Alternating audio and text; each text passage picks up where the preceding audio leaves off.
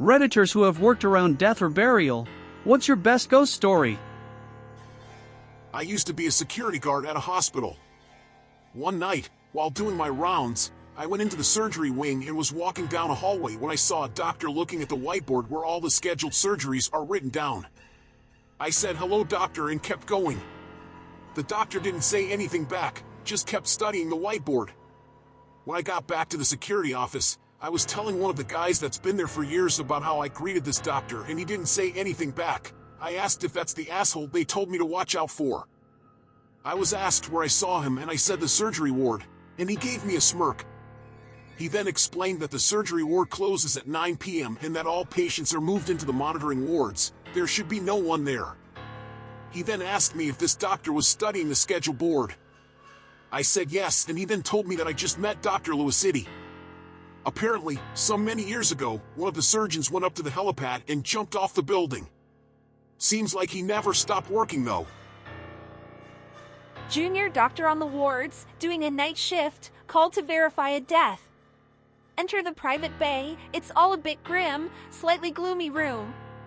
Patient is lying there, old man, looks peaceful.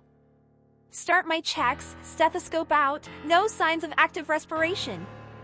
No heart sounds. Rub the sternum for a response. None. Time to get closer and check the CNS for any signs of life. I lift the eyelids up, reach for my pen torch, balancing closer to the patient. That's when it happens. The patient lurches forward, his face now inches away from mine. I scream. Nurses rush in and ask what's happened. What was that noise? Why so pale? You look like you've seen a ghost.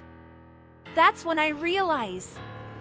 I leant in too close and my leg brushed against the bed controls, raising the bed. Nurses couldn't stop laughing as they offered to make me a cup of tea. I used to work on an oncology ward as a nurse. Our side rooms were kept for end-of-life patients on palliative care, and one patient that we had been nursing for a good few weeks died early one morning. Last offices had already been done by the night staff and the patient moved to the hospital morgue, so all that remained was to clear the room of personal belongings and tidy up. I sent a student nurse that I was mentoring at the time to do this whilst I got on with the drug round.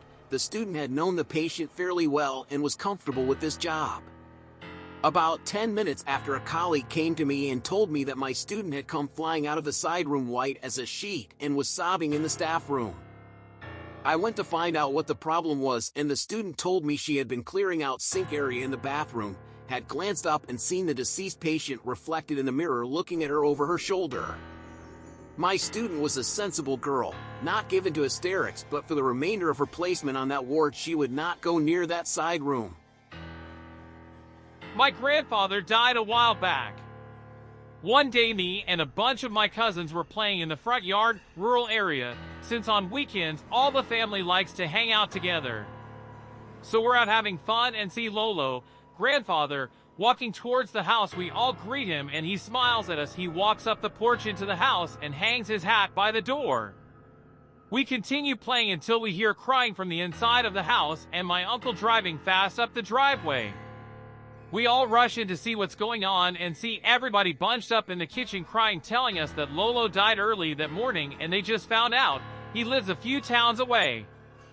We looked at each other and told the grown-ups, "Nah, we just saw him come into the house." They didn't believe us, and we told them that he really did not that long ago, and he even hung up his hat by the door. So everybody rushes to the door and his hat was hanging right where we said it was. He doesn't ever go anywhere without that hat. So me and my cousins are running all over the house calling for him while our parents are so quiet and freaking out. He actually did die earlier that morning and my grandmother couldn't find his hat anywhere in their house. We left the hat where it was and nobody ever touched it. I am an ICU RN. We had a septic patient in the unit. She was 29 weeks pregnant. She went into labor on my shift and we delivered her baby, stillborn.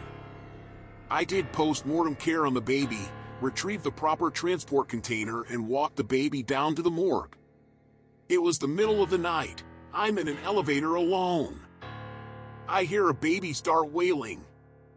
I absolutely lose my shit and rip open the cover, and just as I go to zip down the bag, I hear a calming male voice say, "Hush, little one, I've got you, no need to cry." The crying stopped immediately. Shaking, I opened the bag and saw exactly what I expected to see, a deceased 29-week-only baby. I am a big bearded 40-year-old ICU nurse, and that was the scariest shit I've ever experienced. No one believes me to this day. I don't even want to speculate what the crying or the voice was. God! Even typing that out, I felt my chest tightening. Mom told me stories when I was growing up. Her first job out of nursing school was an RN in the ER of an old hospital in Virginia in the mid-1980s. There was the man in the hat and patient one. Most of the nurses had stories about them. The man in the hat would show up and stand outside of rooms after visiting hours. The patients often died soon after. Patient one was a woman in a very old hospital gown. She'd walk in the halls before entering random rooms. Those patients usually coded. They took the man to be an omen of death and the woman to be a heads-up to grab the crash cart. I was an RN and was working in a very well-off town in MS. The hospital had 2 ICUs, with the second one being an overflow-type unit on the 3rd floor. There were 7 rooms in that unit, and room 2 was haunted. Numerous times different nurses watched something walk into the room, but the room would be empty without a patient in it. One time a nurse had an actual patient in room 2. It was about 4 a.m. and the nurse was going to do a dressing change. She took the stuff into the room and the patient asked what she was going to do. She said, "Change your dressings."